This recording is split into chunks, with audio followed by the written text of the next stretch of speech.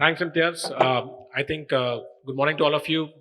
Great to see so much participation in IGDC this year. It's been organized really, really well. It's improving every year. So I would like to just first give the opportunity to these gentlemen to give a sort of introduction about them and the company, so that we know, and then we can start off with the questions. Good morning. So Walter Devins, the CEO of Imangi, make Temple Run 2. So a quick little reminder, we have 15 maps, over 22 characters, and a big update coming out in 2 days, Holiday Havoc. But very happy to have all of our fans here playing Temple Run. India has been an awesome country to us. Lots of Indian players love the Temple Run experience, so we really appreciate that. And we have possibly 2 new Temple Run games coming out next year, so stay tuned for that. Hi, y'all. My name is Tim Fields. I run Kabam.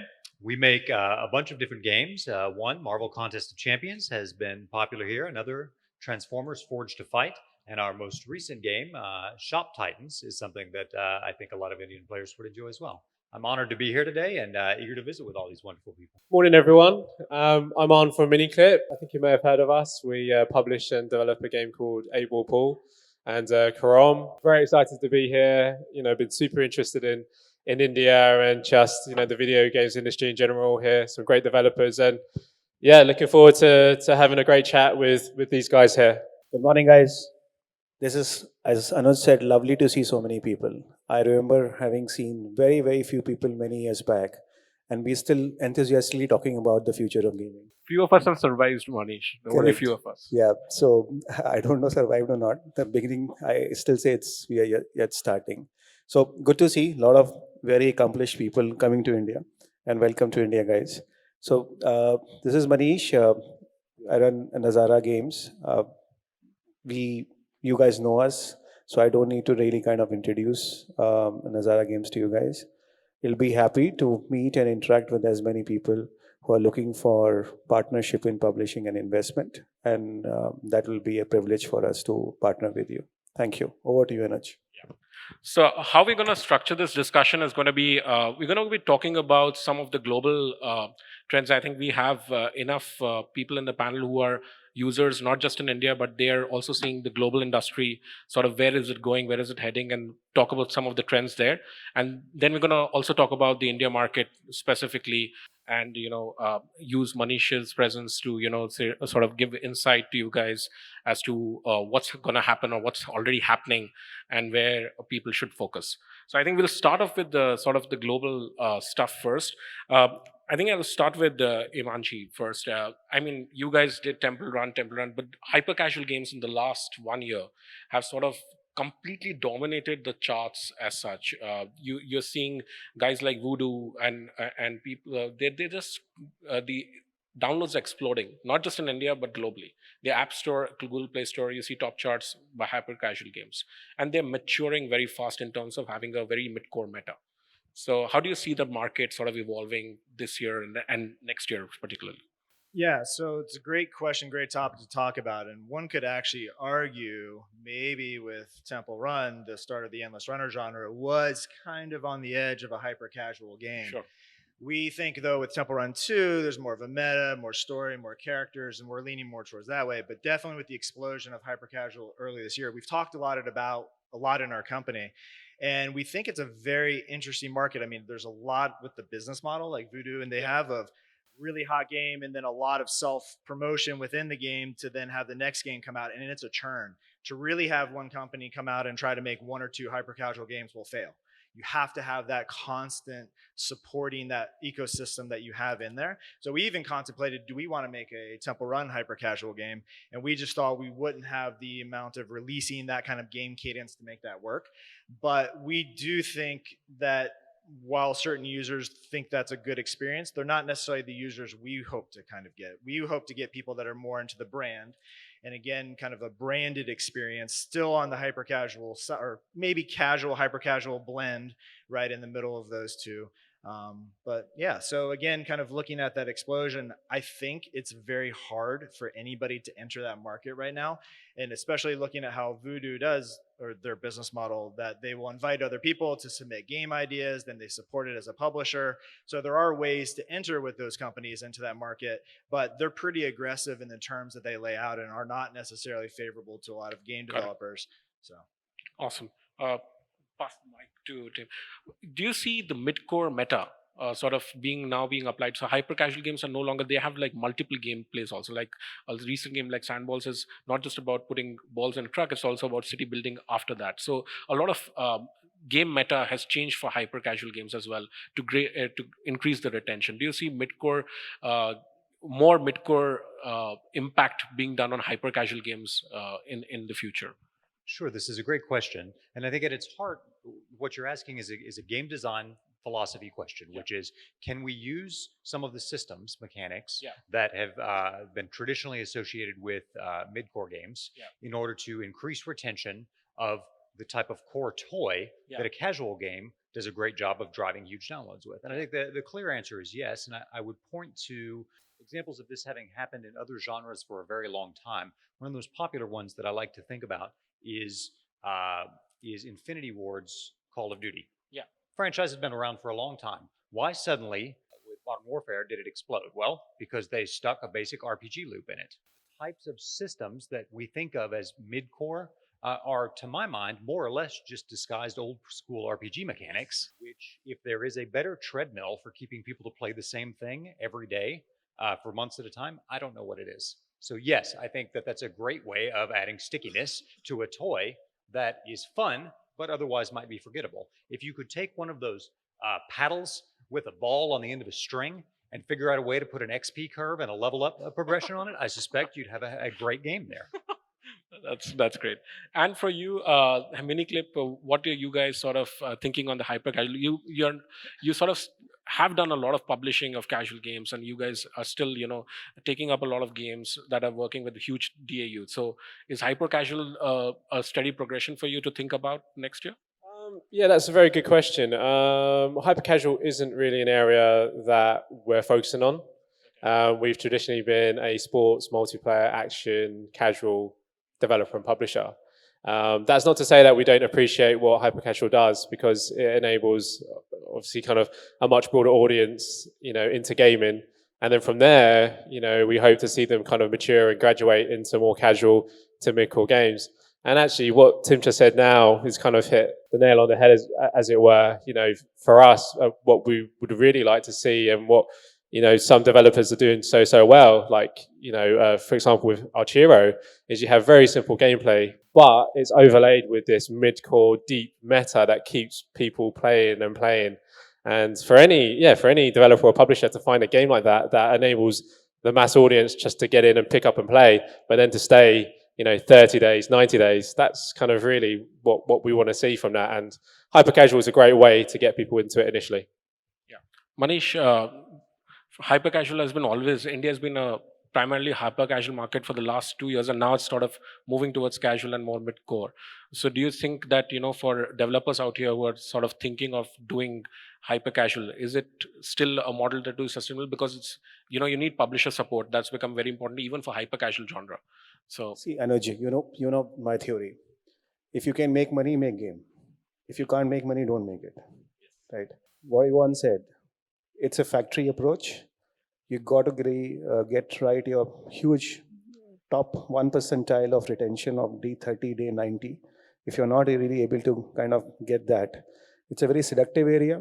You will burn very quickly, and you will not be able to really become a success.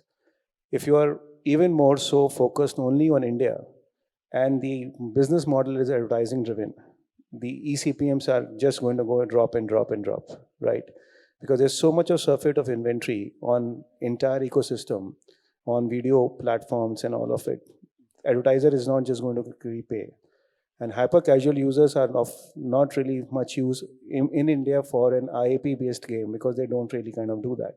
So your source of revenue is a question mark. Your probability of success is a question mark. So fill in the blanks. that's the most honest way of approaching it, guys. So apart from that, I mean, I'll stick with Manish with this one, and then we'll pass it around. I mean, globally, Manish, we've seen Apple Arcade come up, right? And the whole the hype last year was, the subscription business in gaming is going to be huge, right? And then you see Apple Arcade really trying with that experiment. Then you have something like Google Play Pass coming in, they're testing it, and a lot of things which we centered around the e-com, like giving gifts and things like that, also being experimented at a platform level. Do you think subscription, as Nazara being a primarily subscription business 3 years back, do you think time has come where we will see potentially a Netflix of gaming or a subscription model or something like that globally? Are you talking about India or global? I'm talking about anywhere you want to talk about. So India or global? See, I think subscription works when it's a clear-cut proposition is clear to a large segment of users, right? When we at Nazara have been running subscription, we are running at bottom of the pyramid, where the proposition is sachet pricing, instant entertainment of very very simple games, which you will play for few days, uninstall, play more, so that you are not bothered about somebody is curating those games, helping you and discover it, giving you a portfolio of 40 games and just kind of giving it to you. So I think the proposition is very clear. The Apple Arcade and all of it, it's, in my opinion, is a content-led business, because Netflix is again a content-led business. You can get content from aggregation, or you can get content from your own hit studios, right? And somebody who's going to really pay you is coming to a content. He's does not have that loyalty, and it is a platform's onus to keep giving you relevant content continuously. In gaming, there are some 10, 12, 15, 20 games which constitute to the head today.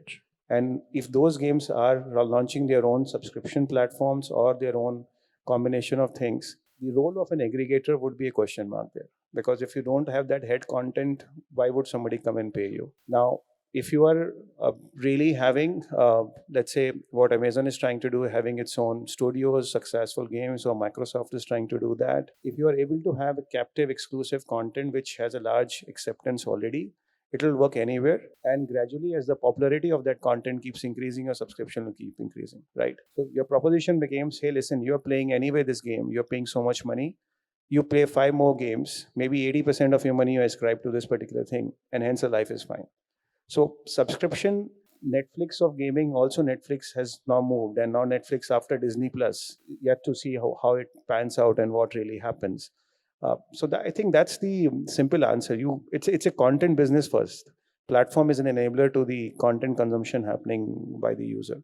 You would talk about the Apple Arcade. Do you guys see as a new proposition for global developers to really start making some extra source of income, or do you see it as a very very premium curated title like Apple always does for its games?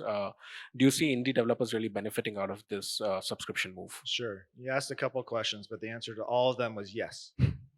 So, what I think is interesting, I do want to tag on to what you were saying. When I think of subscription models and the Apple Arcade and Google and everything, it's a lot like TV. Right? In the U.S., TV, there was a few channels in the '80s, and then there became cable subscriptions. Then there were premium channels. Then there was these huge cable packages that were insanely expensive.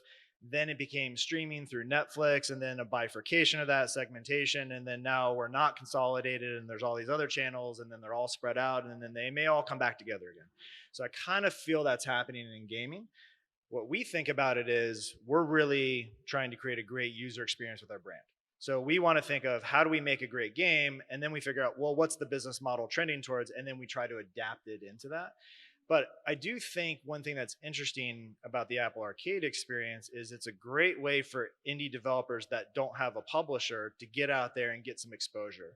So if you can create a great game that's of a content level that Apple or Google would want to support, you're going to get great exposure. You're going to basically go ahead above the rest of the field, but still maintain your own ownership. Now, Apple or Google may act pretty much as your publisher with deadlines and things like that and a certain bar of quality.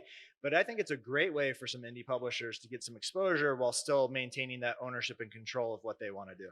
Subscriptions. I am leery of subscriptions. I think of subscriptions as being ideal for undifferentiated large amounts of commodity. Okay. Netflix has done this. If I want to see a great movie, I'm going to go see that particular movie.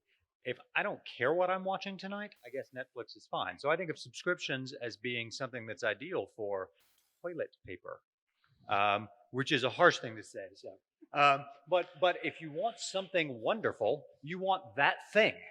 You don't want access to all the stuff. So this is one reason that subscription makes me nervous. I could go on with different metaphors like, oh, it's a subscription to a dating service. That way you can date someone new every day for years. Wait, hold on. How does that make sense? That's not what I'm looking for. I'm looking for something amazing that I want to spend a lot of time with. Yeah. But don't tell Apple I said that. No, I think we have a tutable quote. Subscriptions are like toilet paper. Please tweet that with the hashtag IGDs. Please don't. Please tag him. That's great content. Yeah, and you would have to go. Again, I think echoing what everyone else has said, subscriptions are really more about discoverability, and curation. So if you don't have the capacity to really kind of promote your content yourself, then it's a great way to get featured and to get people to play your game, which typically might be a barrier if, you're trying to share your time with AAA titles such as COD or PUBG. With that said, I mean, we can see that, other industries have moved to this model. Gaming is a bit more fragmented, which I think you will see more challenges for us to have a more, I guess, mass market adoption of this. But in saying that, I mean, subscription has been around for a number of years in gaming. You look at what GameFly have done with their physical delivery service of games in the US. You look at EA Access, that's been a very successful program where EA have actually dropped, AAA titles as early access, to incentivize people to subscribe.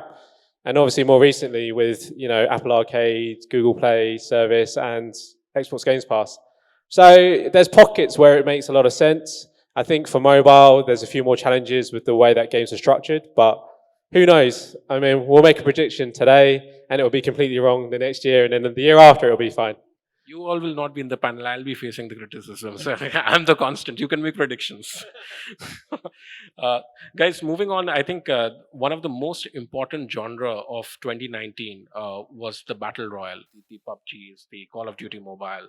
And it's, I think, sort of blown in every country. It's like, it's not just a Western phenomena or an Eastern phenomena. It's emerging markets. It's all around, right? So do you guys, first of all, what your thoughts on why this happened, if you can figure out in hindsight? And do you think that this genre is going to even become bigger in, say, whatever countries, like even India, for perspective from Manish, and other countries? I'll start with you. I've got a really interesting answer to this. So, why? I think it's just fun. I think it's really fun to be competitive, especially with your friends or for other people out there. And the understanding of a big group down to the one is just very simplistic. Would you be at all surprised that we thought about making a Temple Run Battle Royale game? I think you probably would. We did. We created one internally, and it was a part of a kind of game jam system. We supported it through, and we actually did some beta testing on it. It was a lot of fun. We're still kind of figuring out what we want to do with it. Do we want to publish it or not publish it? So we're still kind of thinking about that. But when we created it and we were testing this internally in the company, we had groups of people just laughing out loud. Now we kind of take a humoristic, kind of soft, mid-course, casual approach to Battle Royale.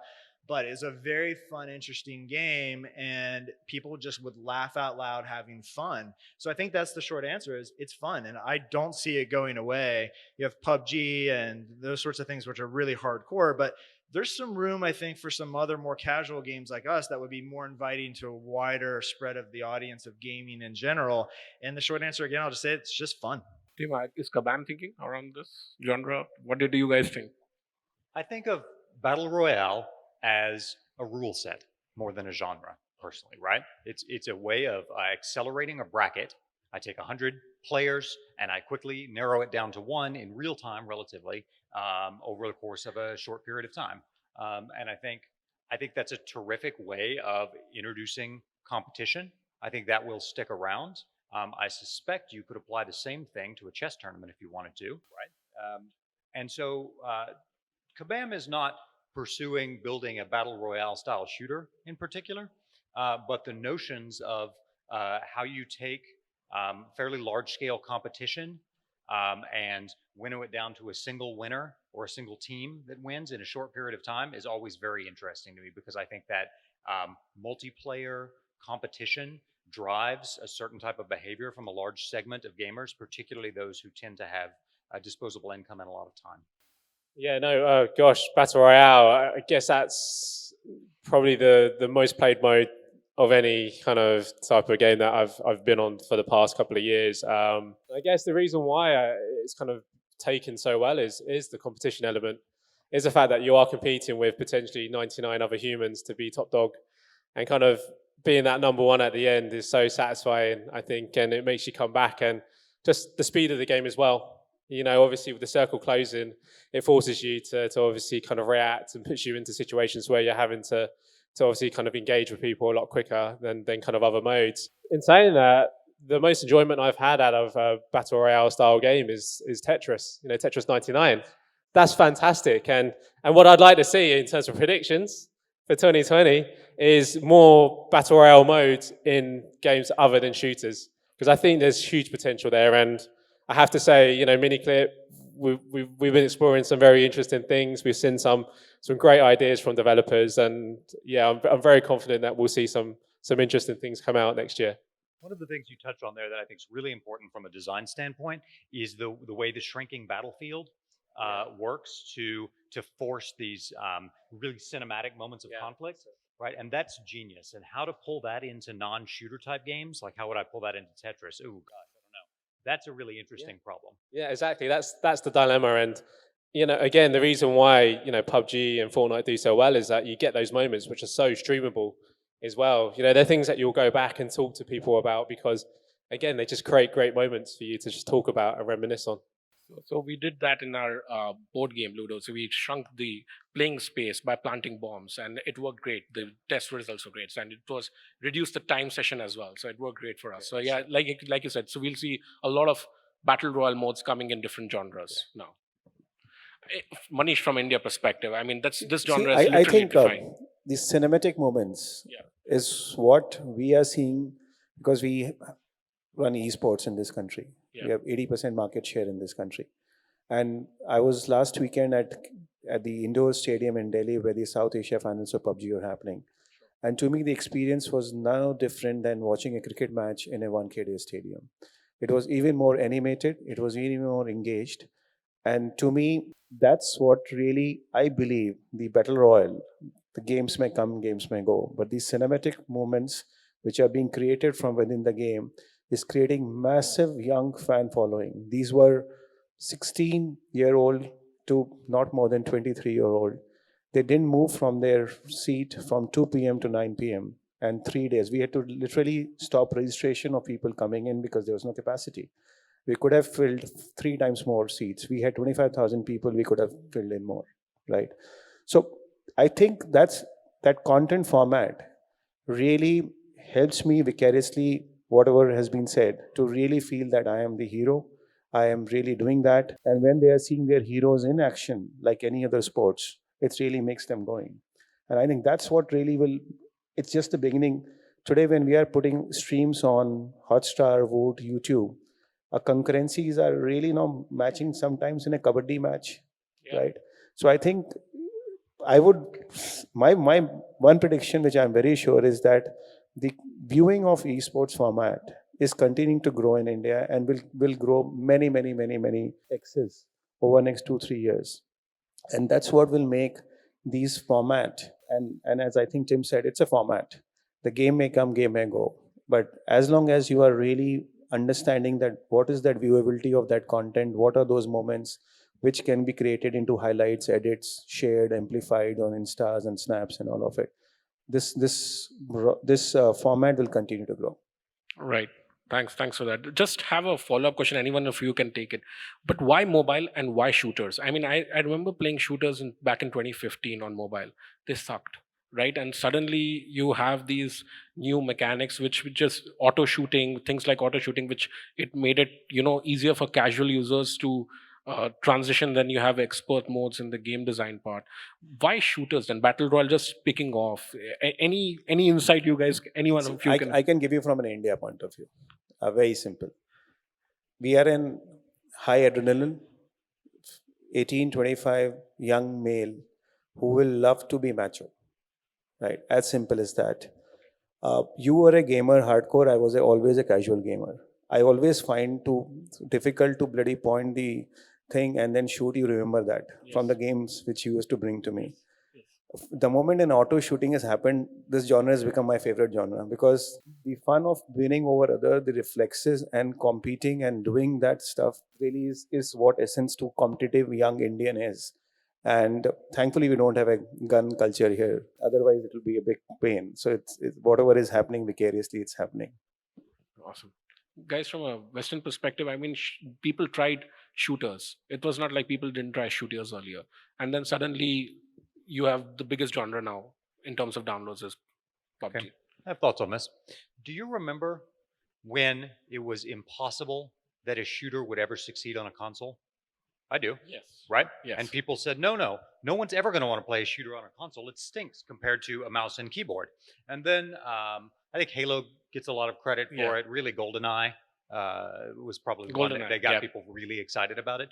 But the specific frictions that any given piece of input or display add to any genre are always surmountable with good design. You saw that on consoles, right? Eventually, we were able to take auto aiming and bullet magnetism and a 1,000 other little tricks to make it such that you could make shooters that were fun to play on a controller, on a dual stick controller. And I think if you remember, 10 years ago on mobile, there were shooters. They weren't very good. I think Jimoko was trying. And that's not a diss on them. They were trying very hard because they quite rightly saw that, hey, this is a core fantasy people want, right? Specifically, to your point, young men like the fantasy of shooting each other. Okay. So how do you give people the fantasy they want? Well, wherever it is that they're engaging with a toy, a game, you can give them that fantasy, and all you have to do is make the input friction minimal enough. And there's always a great way to do that. So my prediction, I guess, would be less about shooters and would be this. Over the next year to 2 years, what is the genre?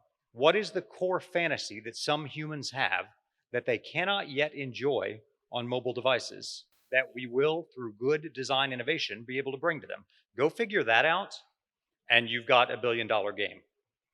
Awesome.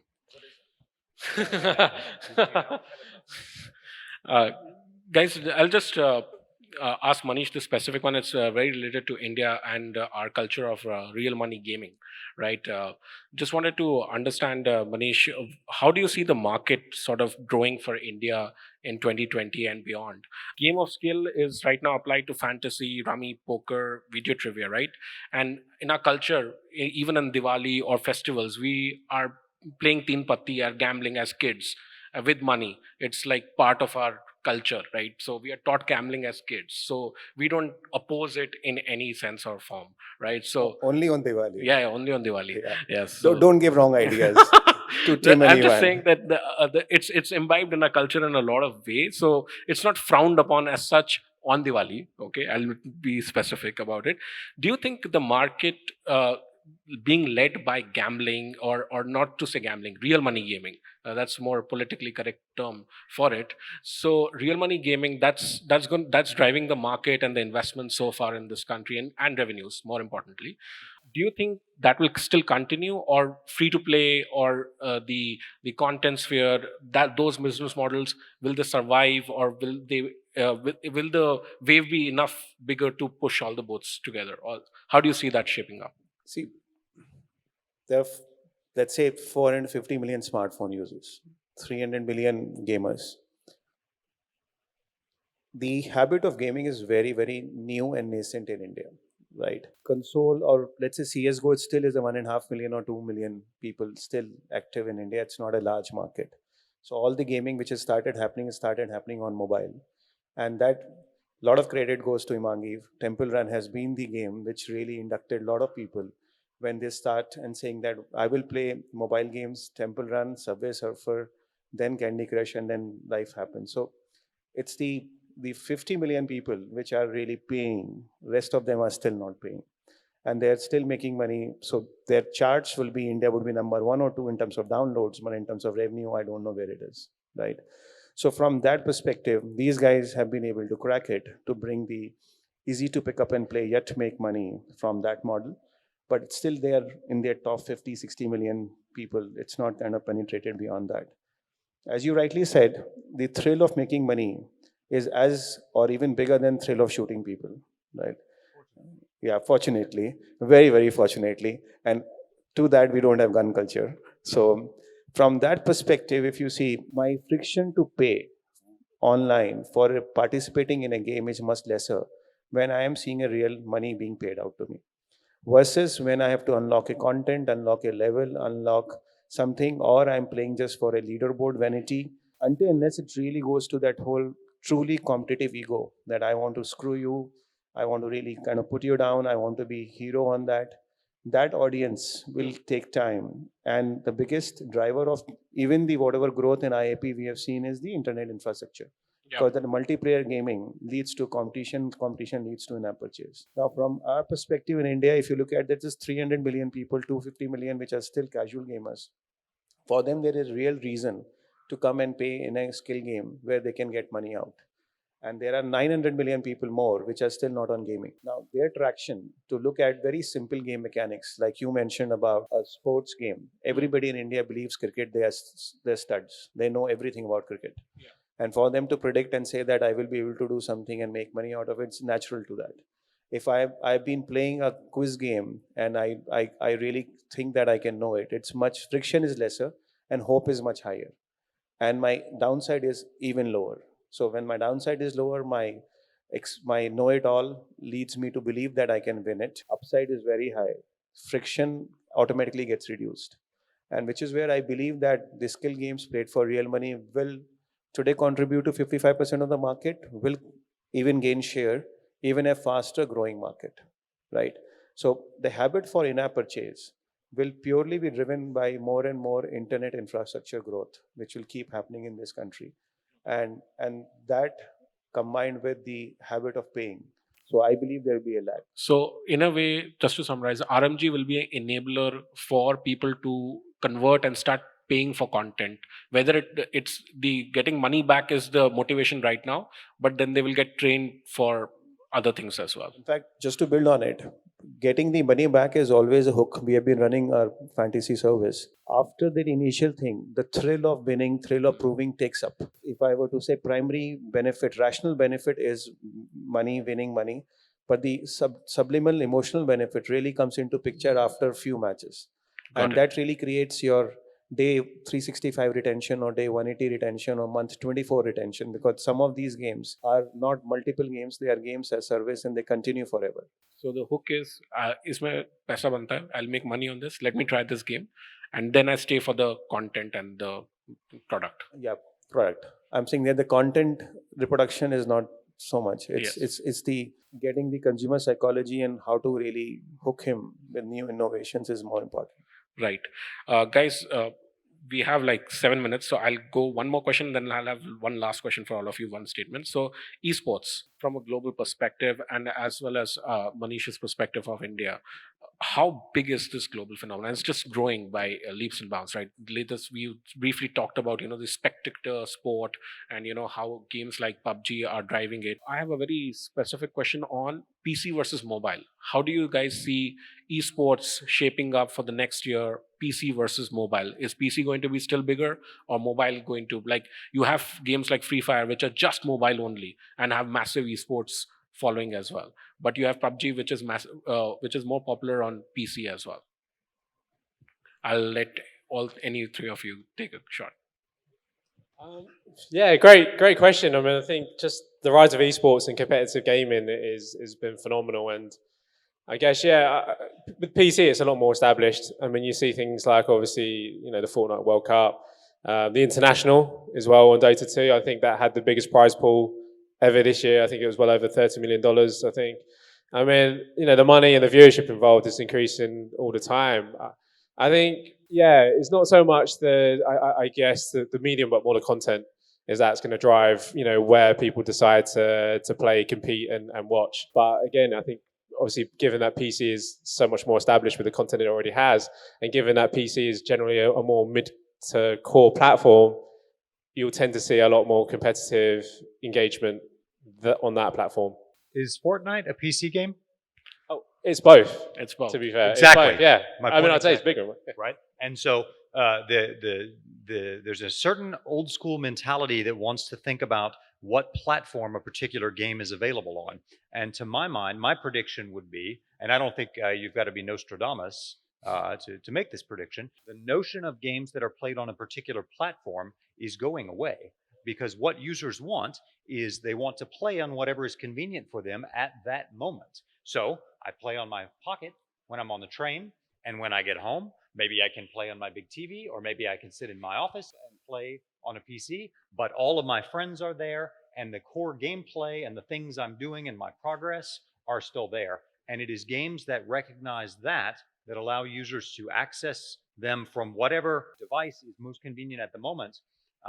That's what will be the leaders in esports, which I do think will continue to grow over time. Need for a particular platform, PC or otherwise, is a friction point that we should strive to get rid of. God. Yeah, and just to echo that, so great comment, and it really has me thinking again too. It's like, can we think outside of gaming for a second? It's just like Netflix, right? People will watch the movie on their big home TV or their home theater or on their tablet when they're traveling or on the train on their iPad or their iPhone, right? Same type of thing. I think it's just, I want the content in the most convenient way for me to get it. And if game companies like Netflix did make it easy for them to have that experience when they want to have it, that's, I think, the recipe for success. From an India See, perspective, from India perspective, if you look at it, esports is a media format. okay. And the larger the game, you will have few heroes and large followership. Now, wherever people are playing, to Tim's point, it has to be a large mass of people for it to become a truly media business, so that more and more eyeballs can be seeing and watching it and all of it. So I think that's what it is. Given that India is mobile first, mobile only market, by definition becomes a mobile thing, right? If you have, I have some numbers, I'm not sure, not validated, 1.5 million PC PUBG users to 50 million mobile, 70 million mobile users. I think from an India perspective, it's a no-brainer where which device is the primary access device. Sure. But I think that's not important. Important from esports is the consumption of content, right? And the consumption of content is absolutely happening on digital, because you're talking to a digital native. You're talking to somebody who is always on a mobile or iPad or whatever it is, and that's where they are consuming their content. That's, to me, Anuj, simple thing is. Guys, okay. I think we'll wrap it up with one last question and comments from all of you. And because a lot of you have a lot of users also in India and are looking at India market, where do you see this market in 2020? Sort of, how do you see this market growing? More investment from yours, more focus, not if investment to this market in the future, like in 2020, from your Sure. company perspective. So to us specifically, but I also think to all gaming, India is important. That's why I'm here. So Eve, our senior producer and the product owner for Temple Run and Temple Run 2, convinced me to come here because of the growth that's occurring, not only in this city, but the entire country, the adoption, the technology, the buildings that are growing, just the growing user base. So we were lucky enough as a game to have the good timing that you mentioned, to have great adoption, and a lot of people's first mobile game that they played here in India. We felt the love back from you guys. So internally, when we are developing content and new games, we think of India. India is one of our top 5 countries that we were thinking about when we were developing new games and new content. We had a new map and some new characters called the Lost Jungle that was specifically set in an Indian setting because we wanted to pay homage back to our fans here. So when we're developing these new games, we do think of India. And I'm here now because of the importance of where we think the future is going. And are we going to establish a presence here? Are we going to invest in here? I don't know yet, but it's something we're talking about. So India is important. We really see a lot of growth here. I'm happy to be here. I'm happy what I see and excited to spend more time in India. Very well said. I would echo the same. I think India is among the most exciting markets in the world right now. It is not just for the great food and the wonderful smiles that I'm here. This place is a really exciting, hopeful, future-facing country right now when it comes to gaming, and that's inspiring. I mean, suffice to say, Miniclip loves India. The amount of love that Indian players have shown Miniclip has been phenomenal. We want to grow our audience here. We want to consolidate. We want to focus on working with great developers that we've met and we've established relationships with. I mean, again, it's just a fantastic country to work within and to work for as well. Manish, from you, you just yesterday announced a 20 million fund for gaming and media and entertainment startups for next year. We are also hearing, a lot of funds interested in this space. Do you think अपना time आ गया या अभी भी आएगा? Yeah, first of all, Anuj, I'll tell you the statement from all three of them is a music to my ears. Since 2011, I've been evangelizing India and across the world single-handedly in all forums that India one day will be the biggest market, most exciting market. All the adjectives which you gentlemen have used, I have tried to stimulate that to almost a sleeping audience, right? And I'm very very delighted to hear them in Hyderabad. So really, it's a journey which has come long way. From our point of view, I think Anuj, keeping the excitement aside, we are still 8 9 years behind China, right?